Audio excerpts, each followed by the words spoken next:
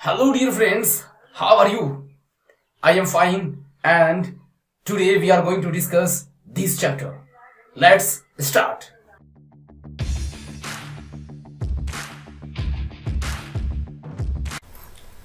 Hello दोस्तों, तो कैसे हैं आप सभी लोग। मैं अजहर आपके अपने YouTube channel Avon study centre में तहे दिल से स्वागत करता हूं। दोस्तों, मैं आज आपके लिए लाया हूं सीटेट एग्जाम्पलर, यानी सीबीएसई ने अपने ऑफिशियल वेबसाइट में सीटेट एग्जामिनेशन को लेकर एक फॉर्मेट पब्लिश किया है, जिसमें से उन्होंने ये बताने की कोशिश किया है कि हम आपके एग्जामिनेशन में क्वेश्चंस के पैटर्न क्या रखने वाले हैं। तो दोस्तों, देर ना करते हुए चलिए शुरू करते हैं आज के इस वीडियो को। वीडियो शुरू करने से पहले मैं आपसे रिक्वेस्ट करना चाहता हूं कि अगर अभी तक से आपने मेरे YouTube चैनल को लाइक, सब्सक्राइब और बेल आइकन को नहीं दबाया तो जल्दी से सब्सक्राइब, लाइक और शेयर करना ना भूलें। तो दोस्तों, चलिए शुरू करते हैं। दोस्तों, शुरू करने से पहले मैं आपको बता दूं कि सीटेट ने अपने पूरे सिलेबस में कहीं ना कहीं अब लैंग्वेज लेंदी करने वाली बातें कही हैं। आप अगर अभी तक से सीटेट के बदले हुए सिलेबस को नहीं देखे हैं तो आप मेरे प्लेलिस्ट में जाके सीटेट के नए सिलेबस को किस तरह से एग्जाम होंगे, और आपको याद होगा कि ऑनलाइन एग्जाम लिया जाना है। आपका ऑफलाइन जो OMR पत्र पर भरे जाने होते थे वो खत्म हो चुका है। अब एग्जाम किस तरह होगा, कैसे लिया जाएगा, ऑनलाइन में कैसे होगा, उसके लिए आप मेरे प्लेलिस्ट में जाकर देख सकते हैं। तो चलिए शुरू करते हैं।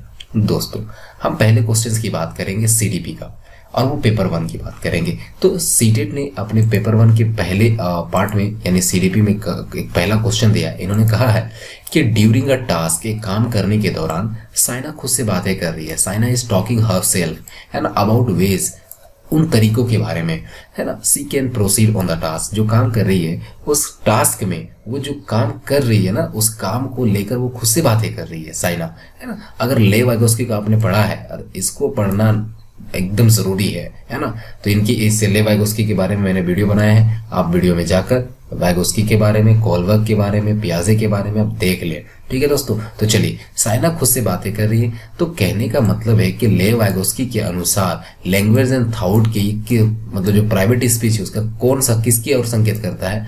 तो याद करना कि बच्चे जो है ना अपने आप से बातें करते हैं अपने आप को रेगुलेट करने के लिए। ठीक है दोस्तों, तो बच्चे अपने आप को रेगुलेट करने के लिए, अपने आप सेल्फ रेगुलेशन के लिए खुद से बातें करते हैं कि इसको कैसे करेंगे, इसको कैसे किया जा सकता है। तो यहाँ पर इसका आंसर हो जाएगा सेल्फ रेगुलेशन।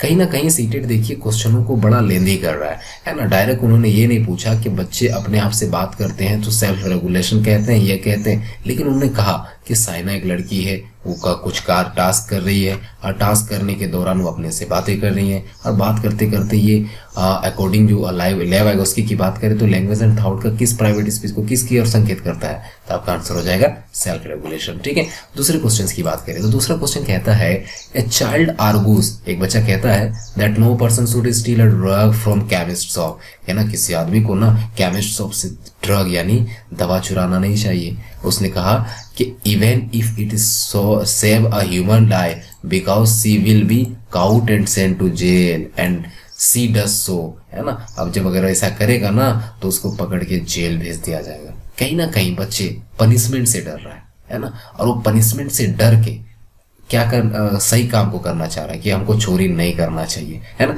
तो ये आपको पता होगा कि कोलबर्ग ने 3 तरह के स्टेजेस बताई हैं, है ना। प्री कन्वेंशनल की बात करें, कन्वेंशनल की बात करें और पोस्ट कन्वेंशनल की बात करें, पूर्व परंपरागत और उत्तर परंपरागत की बात करें, तो उन्होंने 3 तरह के स्टेजेस बताई। उनमें से जो पहला स्टेज था प्री कन्वेंशनल, उन्होंने उसमें ओबीडियंस के बारे में बताया, बच्चे क्या अपने आप की आदत को बदल लेते हैं, कोई रिवार्ड से बदलता है तो कोई पनिशमेंट से, है ना, मार के डर से। तो यहाँ पर आंसर हो जाएगा पनिशमेंट एंड ओबीडियंस का। ठीक है, तो कोलबर्ग ने 3 तरह के स्टेजेस दिए हैं। अगर अभी तक से आपने कोलबर्ग के बारे में नहीं जाना है तो आप मेरे प्लेलिस्ट में जाके कोलबर्ग की वीडियो को देख सकते हैं। ठीक है दोस्तों, चलिए हम थर्ड क्वेश्चन की बात करते हैं। Which one of the following question invites children engage in critical thinking? देखिए, क्रिटिकल थिंकिंग का मतलब होता है बच्चे अलग अलग डायमेंशन में सोचते हैं, है ना।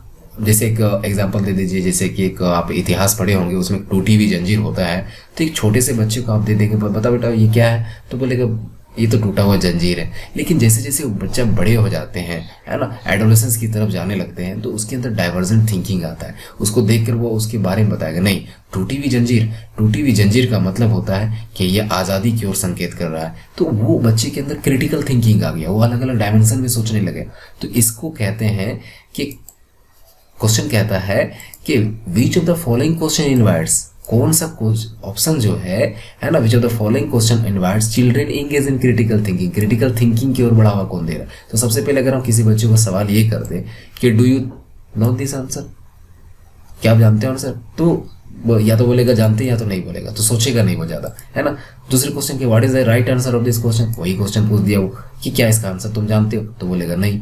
अगर जानता है हाँ, तो वहां पर बच्चे का क्रिटिकल थिंकिंग नहीं बढ़ावा। लेकिन एक बात बताए, अगर पूछें कि मैथ बना रहे हैं और बोलेंगे अच्छा बताओ कि इसको कैसे हल कर सकते हैं, कितने तरीकों से, है ना, what are the different ways, अलग अलग क्या तरीके हो सकता है, बच्चा सोचेगा ऐसा हो सकता है, ऐसा हो सकता है, मतलब क्या बच्चे में क्रिटिकल थिंकिंग डेवलप कर रहे हैं। तो ये हो जाएगा हमारा आंसर। ठीक है, चलिए बात करते हैं हम लोग फोर्थ क्वेश्चन का। फोर्थ क्वेश्चन क्या है, which of the following statements about intelligence. देखिए इंटेलिजेंस तो पढ़ना जरूरी है भाई। इंटेलिजेंस हार्वर्ड गार्डनर ने बताया है, और हार्वर्ड गार्डनर ने 8 तरह के इंटेलिजेंस के बारे में बताया।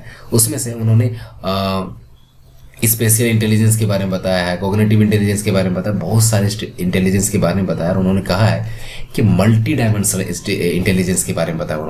उन्होंने कहा है कि बच्चे की जो बुद्धि होती है ना, वो मल्टी डायमेंशन, बहुबुद्धिमत्ता के बारे में उन्होंने बताया कि बच्चे अलग अलग डायमेंशन में सोचते हैं। क्रिटिकल थिंकिंग होता है उसके अंदर, डाइवर्जेंट थिंकिंग होता है। ठीक है, तो यहाँ पर जो इंटेलिजेंस है, ये इंटेलिजेंस के रिस्पेक्ट में कौन सा करेक्ट है। तो सबसे पहले इंटेलिजेंस डाइवर्जेंट थिंकिंग को बताता है, ना कि क्या कन्वर्जेंट। मैंने अभी बताया ना कि इंटेलिजेंस डाइवर्जेंट मतलब अलग अलग एबिलिटी होते हैं। कन्वर्जेंट संकीर्णता को कभी भी पेडागोजी बढ़ावा नहीं देता है। ठीक है, चलिए अब बात करते हैं हम लोग सेकेंड ऑप्शन का। तो पहला तो हम लोग का गलत हो गया। सेकंड कहता है intelligence is relatively permanent change in behaviour. आपको पता होगा कि relatively permanent change in behaviour intelligence का डेफिनेशन नहीं, वो लर्निंग का डेफिनेशन है। ठीक है, अधिगम का डेफिनेशन है। अब बात करते हैं intelligence is the ability that helps predicting how good a person. अब एक बच्चा अच्छा होगा या बुरा होगा आप उसकी बुद्धि से पता लगा सकते हैं? ऐसा हो ही नहीं सकता है। ठीक है, तो यहाँ पर क्या है ना कि हार्वर्ड गार्डनर ने ये कहा था कि बच्चे का आप एक्चुअल इंटेलिजेंस को टेस्ट नहीं कर सकते, आप किसी चीज से नहीं पता लगा सकते,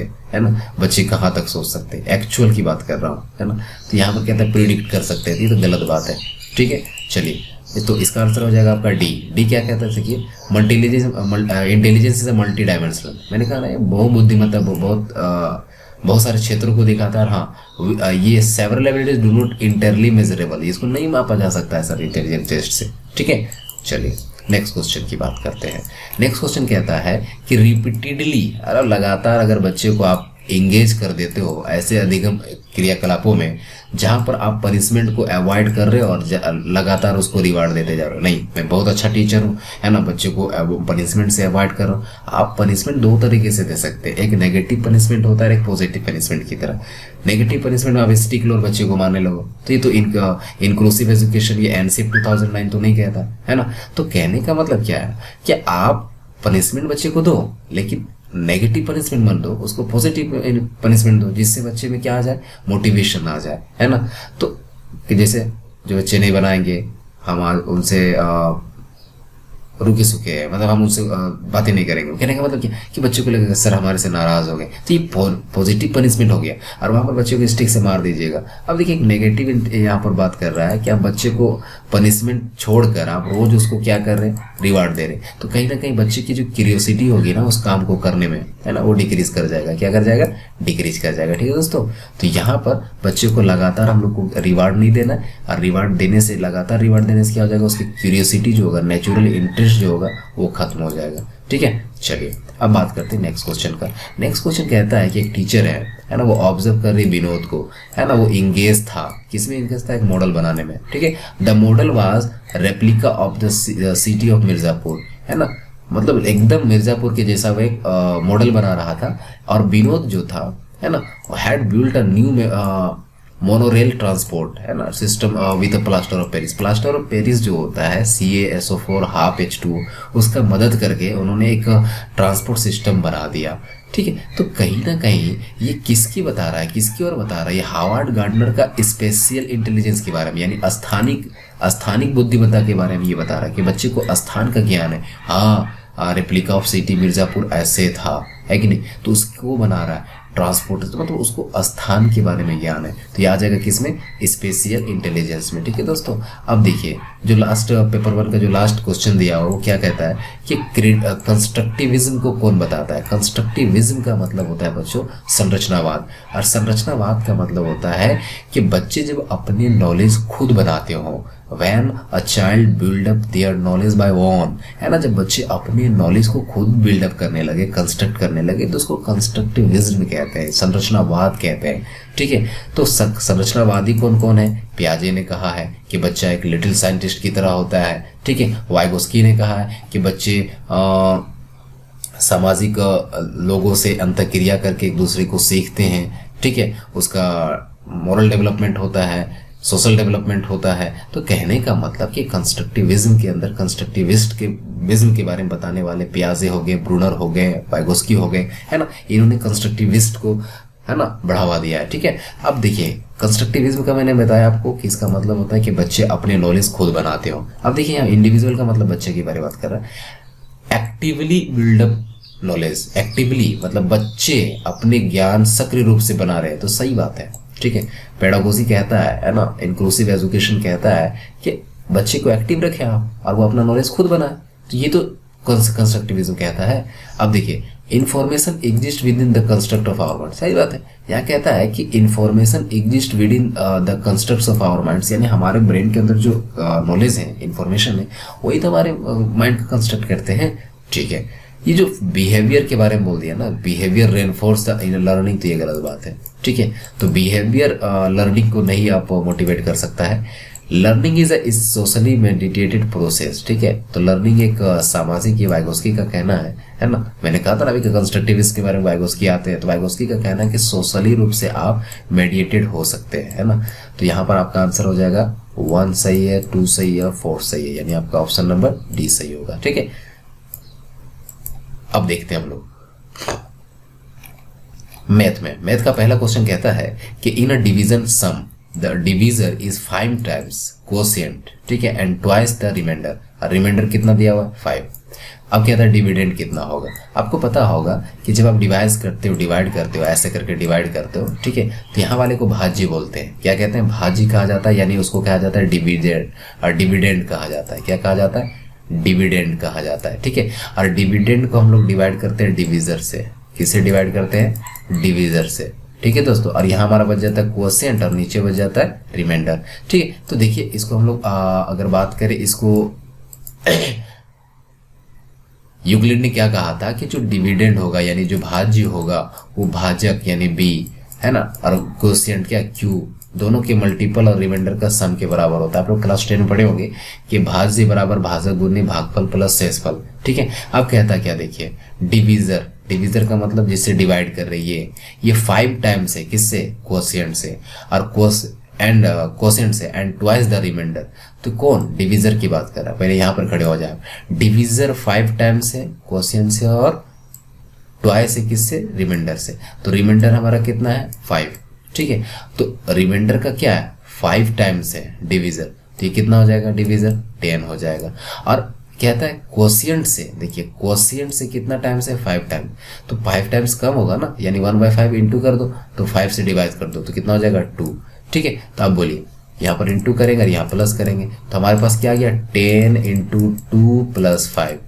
ठीक है, तो यहाँ पर क्या हो गया? 10 दूना 20 और 5 25, तो आंसर हमारा क्या हो जाएगा? 25 हो जाएगा। ठीक है, आपको समझ में आ गया होगा। अब बात करते हैं हम लोग नेक्स्ट मैथ का क्वेश्चन को। देखिए यहाँ पर कहता है कि if a beaker is 3/7 filled with water. ठीक है, तो यहाँ कैपेसिटी वाला पूछ रहा है क्वेश्चन। तो यहाँ पर देखिए जब एक फ्रिक्शन में आपका ऐसे करके फ्रिक्शन में दिया हो, तो इसका मतलब क्या होता है? ये ऊपर वाला जो वैल्यू होता है जैसे ये बताता है अवेलेबल।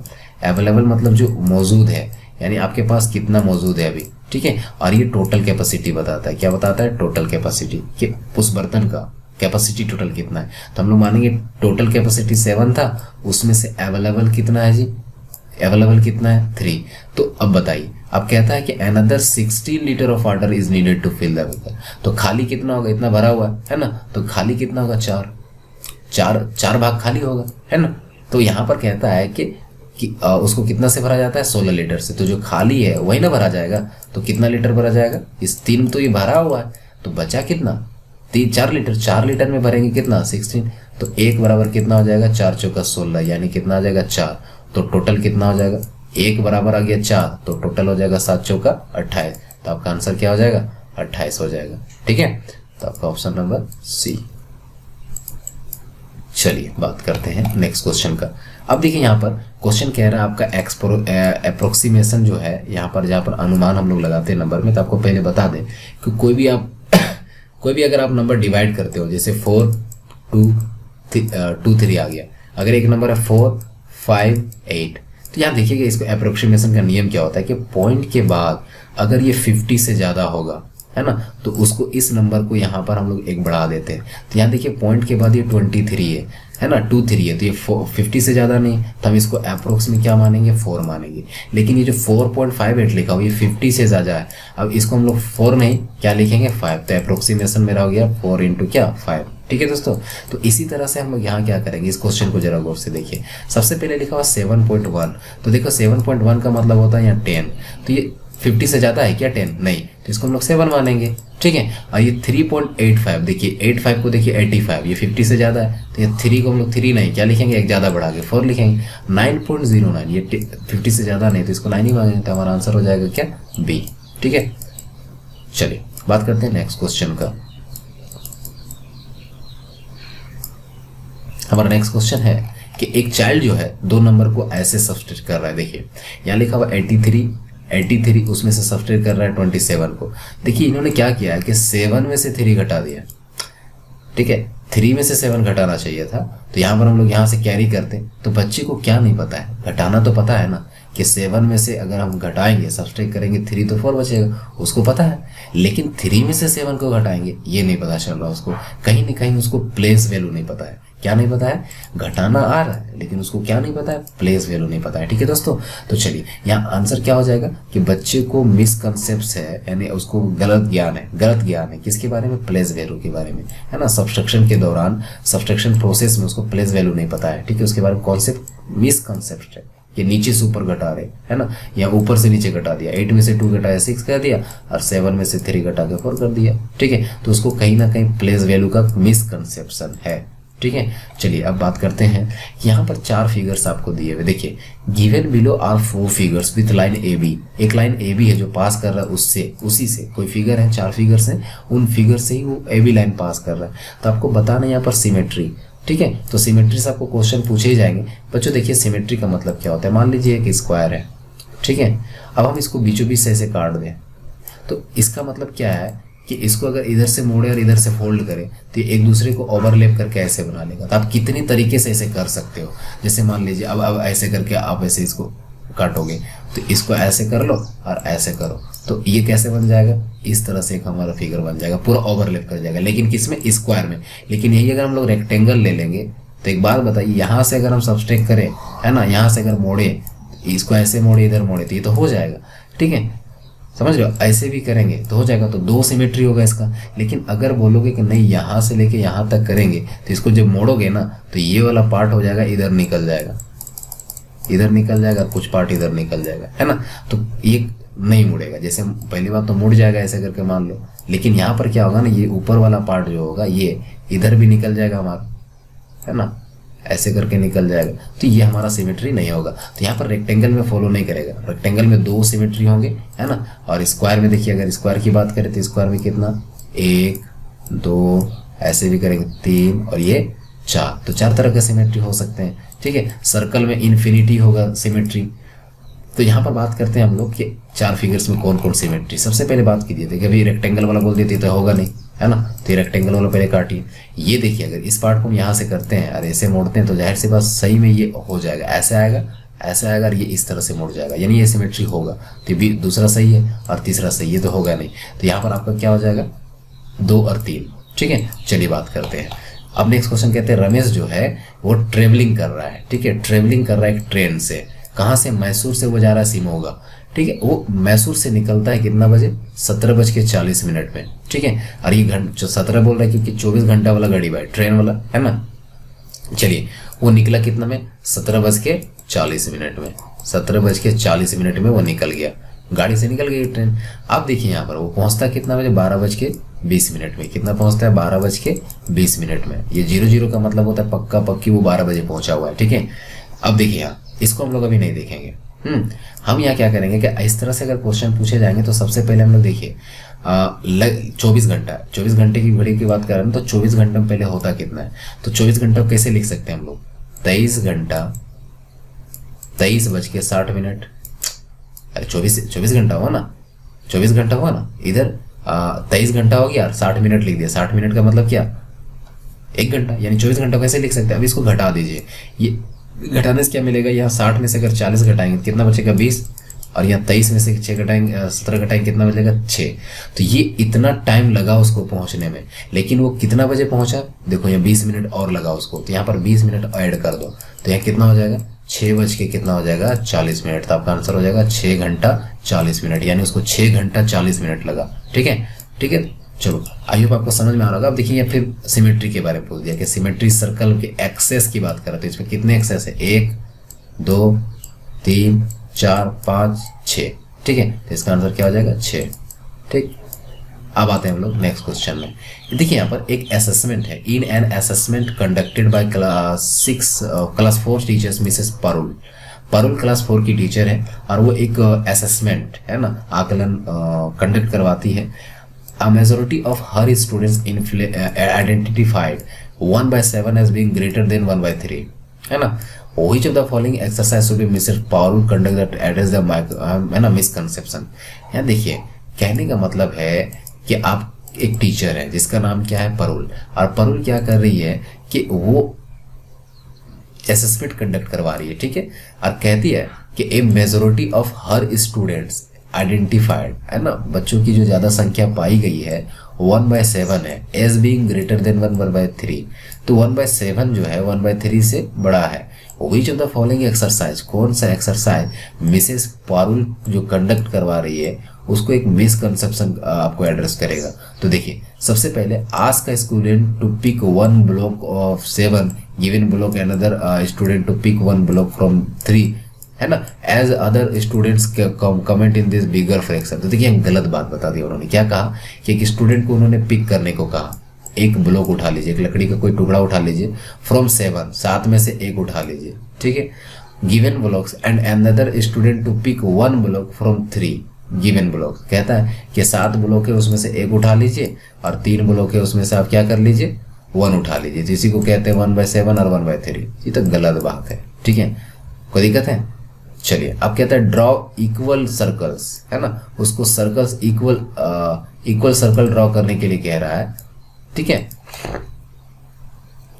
क्या कहता है कि draw equal circles, 2 equal circles each with 4 equal parts. यानी आप क्या कीजिए, 2 सर्कल पहले खींचिए और इन दोनों सर्कल को आप 4 इक्वल पार्ट्स में कर दीजिए, ठीक है। और कहता है shade 2 parts in 1 3 parts in. अब कहता है कि आप क्या कीजिए, एक पार्ट आप शेड कर दीजिए ऐसे करके, है ना, और उसमें से फिर क्या कीजिए and 3 parts in the other. और इसमें आप कितने पार्ट्स को कलर कर दीजिए? 3 पार्ट्स को कलर कर दीजिए, ठीक है।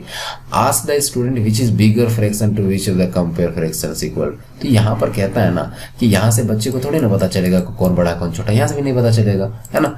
तो अब देखिए question option number D direct देखते हैं हम लोग, जो सीबीएसई ने अपने पैटर्न पे बताया। क्या कहता है कि ड्रॉ 2 इक्वल सर्कल्स। देखिए आप 2 सर्कल्स ले लीजिए, चलिए वेरी गुड ले लिए।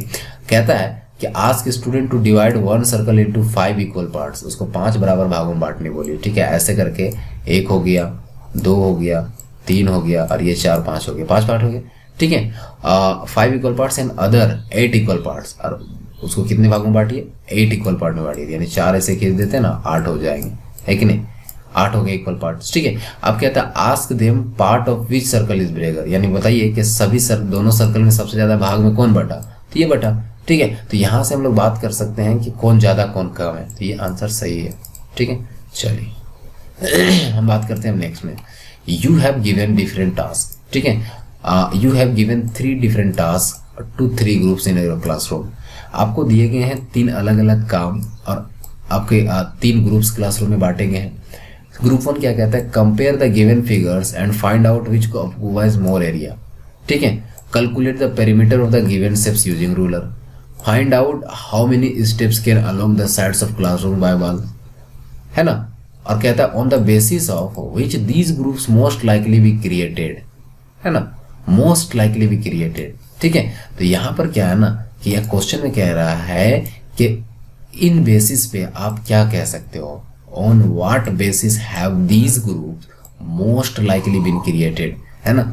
एक जैसे बनाया गया हो उसको क्या कह सकते हैं, तो किस सभी को बनाया, सभी ग्रुप्स को किसको लेके बनाया गया है कि उसका लर्निंग लेवल्स को देखते हुए, क्या देखते हुए, लर्निंग लेवल, लर्निंग स्टाइल को देखते हुए नहीं, मैथ में इंटरेस्ट है या नहीं उसको नहीं देख, उसका लर्निंग लेवल्स को देखते हुए इन सभी ग्रुप्स को बनाया गया है। तो इसका आंसर यहाँ तक होगा।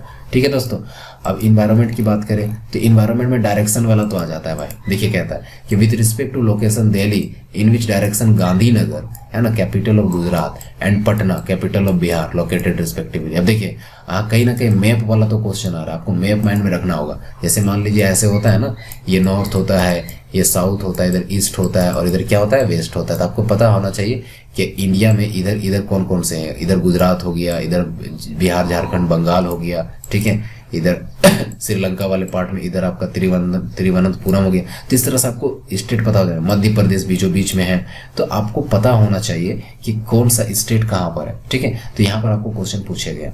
ठीक, तो चलिए अब बात करते हैं हम लोग, डायरेक्ट आ जाते हैं हम लोग यहाँ पर पेपर 2 के पेडागोजी में। ठीक है, तो चलिए पेपर 2 का पेडागोजी क्या कहता है देखिएगा।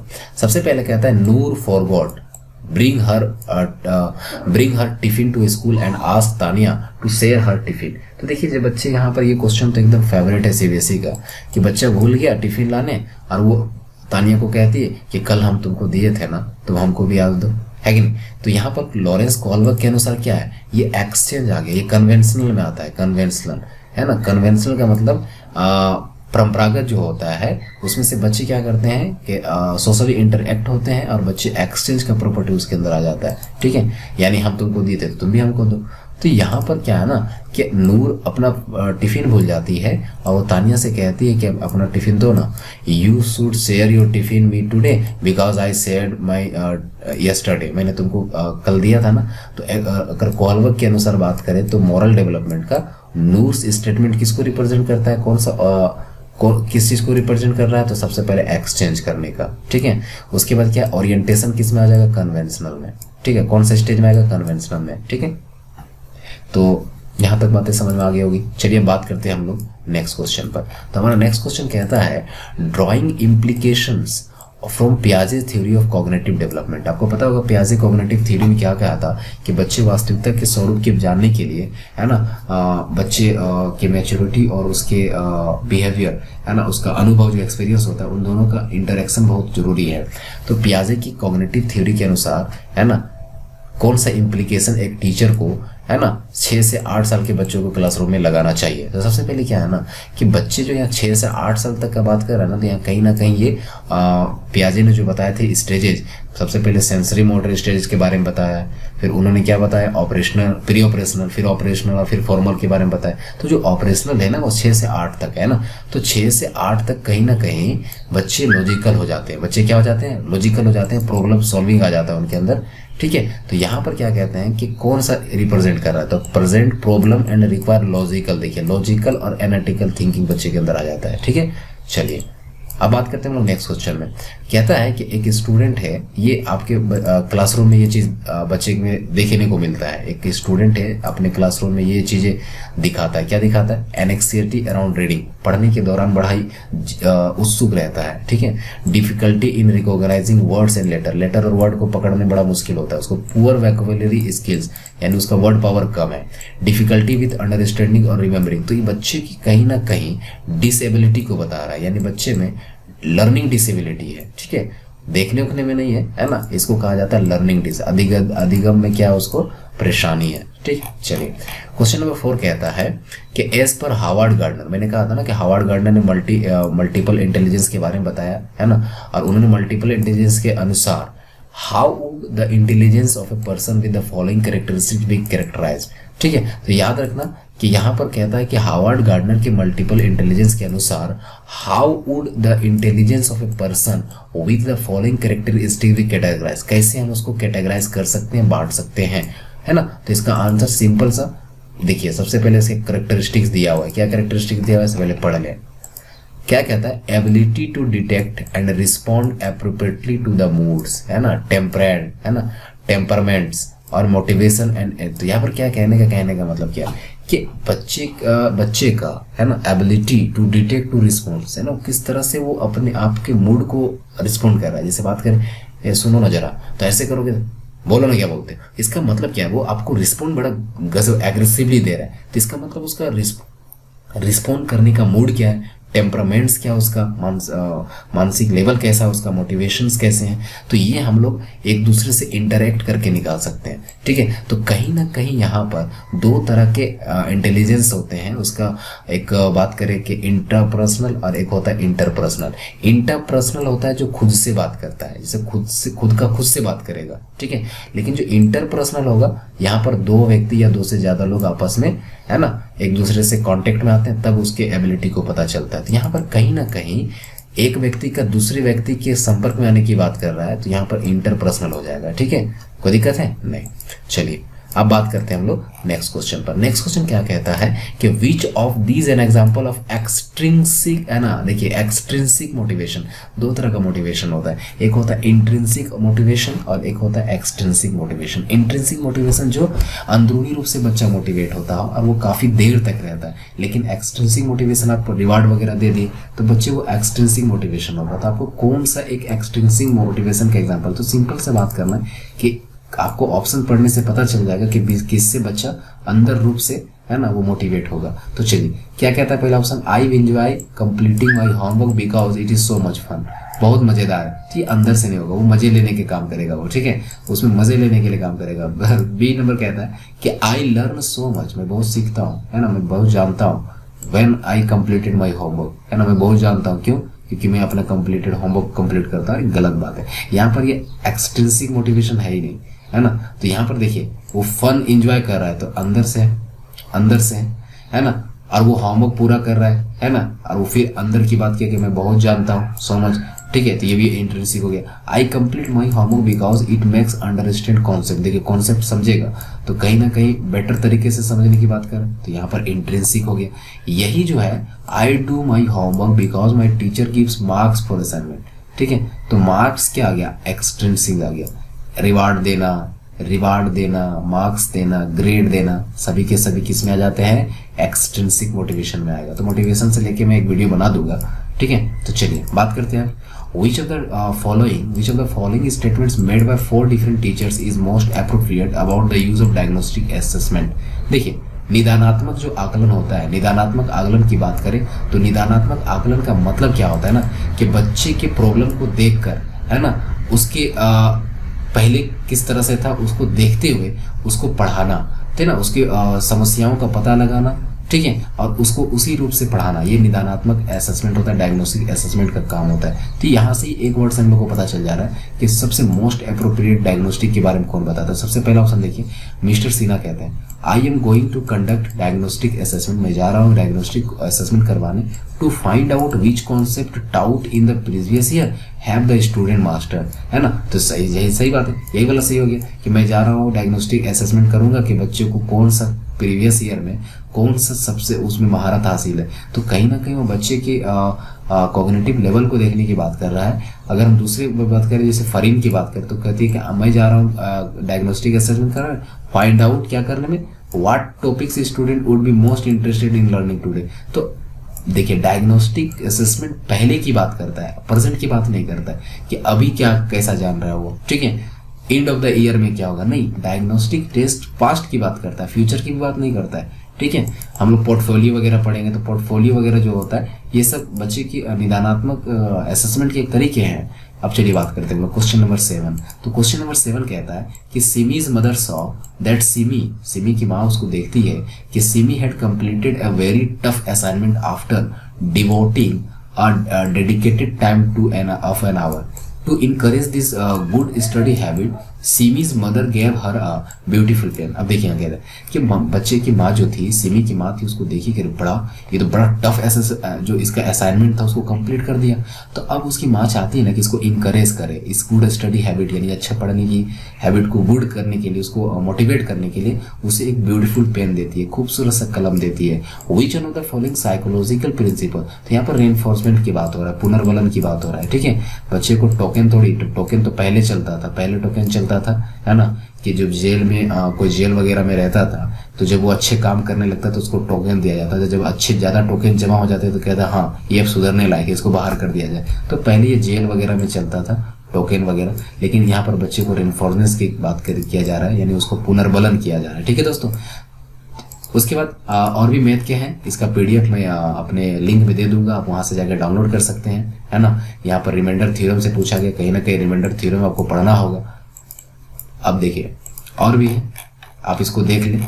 सिमेट्री से भी पूछा जा रहा है, सिमेट्री आपको पढ़ना ही पढ़ना है, पेपर 1 और पेपर 2 दोनों में पूछा जा रहा है। कहीं ना कहीं पेपर 2 में आपका थोड़ा सा यहाँ पर अच्छा, और एक चीज यहाँ पर रोटेशनल सिमेट्री, जो रोटेशनल सिमेट्री कहते हैं, इसको कितना बार घुमा है कि वो उसी पोजीशन में आ जाए। तो देखो पहली बार तो 1 बार, है ना, ये 2 बार हो गया और यहाँ 3 बार, ठीक है, और टोटल 3, तो 3 बार हो जाएगा सिमेट्री। कितना हो जाएगा? 3 बार सिमेट्री हो जाएगा। और टोटल एंगल कितना बनता है? 360 डिग्री का। कितना बनता है? 360 डिग्री का। तो इसको कितना से डिवाइड कर देना है? नंबर ऑफ डिग्री से। कितने सिमेट्री बन सकते हैं? तो 12 3 36 यानी 120, ठीक है, तो ये 120 हो जाएगा। तो इस तरह से इसको निकाला जाता है, ठीक है। तो ये सिमेट्री वगैरह देख लें आप, मैं इसके लिए भी एक वीडियो बना दूंगा। ये देखिए आपका ज्योमेट्री से क्या बोलते हैं, सॉलिड वाले क्वेश्चंस पूछे गए हैं, है ना, तो आप इसको देख लेंगे, ठीक है। तो दोस्तों आज के लिए इतना ही, धन्यवाद, इजाजत दीजिए, नमस्कार, सत श्री अकाल, जय हिंद।